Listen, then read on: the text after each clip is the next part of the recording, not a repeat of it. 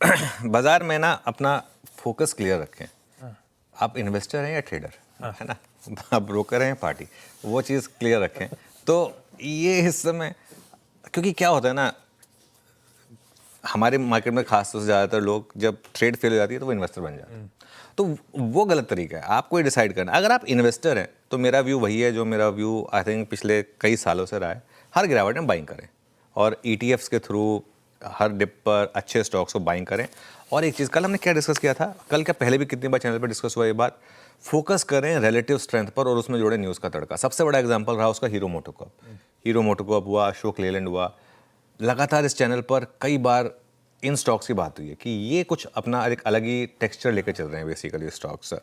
ऐसे स्टॉक्स में ना और न्यूज़ आएगी तो उल्टा आपको और फिर पॉजिटिव व्यू मिलेगा बेसिकली। देखिए, मार्केट ने पिछले 3 महीने में इंडेक्स लेवल पे तंग किया, आपको स्टॉक लेवल पे ब्यूटीफुल ट्रेड्स दिए हैं अगर आप लेकर बैठे हैं तो। ज़्यादातर लोगों के साथ दिक्कत ये होती है कि लेकर बैठते नहीं है, वो लेके बैठते हैं लॉस मेकिंग ट्रेड्स को। प्रॉफिट मेकिंग ट्रेड्स को कोई लेके नहीं बैठता। प्रॉफिट मेकिंग ट्रेड्स को अगर आप लेके बैठ सकते हैं तो वो एक बहुत बड़ा एक पॉजिटिव हो सकता है आपके लिए। कंजम्पशन पर फोकस करें। आशीष, मैं अभी भी कह रहा हूँ, कल की रैली कुछ नहीं है। कल लोगों को लग रहा है कि मैंने रैली मिस कर दी, कुछ भी नहीं है रैली। अभी कंजम्पशन में रैली स्टार्ट हुई है। बजट वाले दिन देखिए टैक्स कट हुआ था, उसके अगले दिन आपको याद होगा 2 दिन कितनी बड़ी रैली हुई थी, फिर वो पूरी की पूरी रैली फिजल आउट हुई। वो केपेक्स में डिक्लाइन आया और कंजम्पशन के स्टॉक्स में रैली आई। वो पूरी की पूरी रैली जो है, एक बार FMCG का या ऑटो का मुझे 1 साल का चार्ट दिखा दीजिए, उससे ज़्यादा समझ में आ जाएगा आपको। ये दोनों दो इंडेक्स बस, ऑटो और FMCG। सबसे पहले सरकार ने वो जो टैक्स कट किया, उसके बाद लगातार RBI ने रेट कट किए, FMCG और ऑटो। हाँ, ये देखिए, ये दिख रहा है आपको आशीष, एक रैली हुई थी शुरू में, बड़ी रैली हुई थी, उसके बाद कितनी बड़ी डिक्लाइन आई थी इन स्टॉक्स में। वो रैली बजट के टैक्स कट के बाद की थी, ऑटो और FMCG दोनों में। उसके बाद कितनी बड़ी डिक्लाइन आई थी इनमें।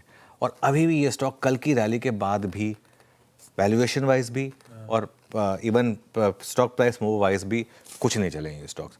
हाँ, इसमें जो रिलेटिव स्ट्रेंथ वाले स्टॉक्स थे, जैसे TVS मोटर या जैसे कि आपका हीरो मोटो या अशोक लेलैंड, उनके चार्ट अलग रहे हैं।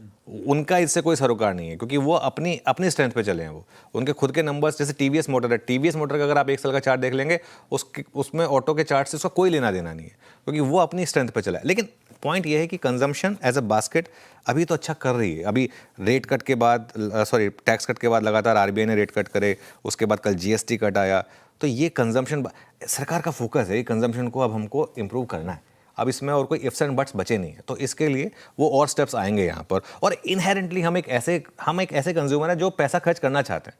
अगर हमारी जेब में पैसा होगा तो हम खर्च करेंगे, ये हमारी एक सीरत बन गई है। तो ये एक स्पेस हो सकती है जिस पर अब आपको फोकस करना है। हाँ, अगर आप ट्रेडर हैं तो आपको दोनों साइड की ट्रेड मिलेंगे, दोनों साइड पर आपको फोकस करना है। कल भी दोनों साइड की ट्रेड दी मार्केट ने। 24,800 से 25,000 की बेसिक रेंज है, छोटी सी रेंज है ये, एक इस पर आपको एक फोकस करना है। और उसके अलावा अगर ये रेंज टूटी, बड़ी रेंज नहीं छोटी रेंज है बेसिकली, अगर ये रेंज टूटी तब आपको एक बड़ा ट्रेंड मिलेगा। एक चीज़ और क्लियर है कि अभी तो FI शॉर्ट कवरिंग के मोड में नहीं है। बहुत बड़ी रैली के लिए उनकी वो जो शॉर्ट पोजीशंस है उनका कवर होना ज़रूरी है। वो कवरिंग आएगी अगर आप 25,000 के डिसाइसिवली ऊपर बंद हो गए तो। बिल्कुल ठीक है, वही कल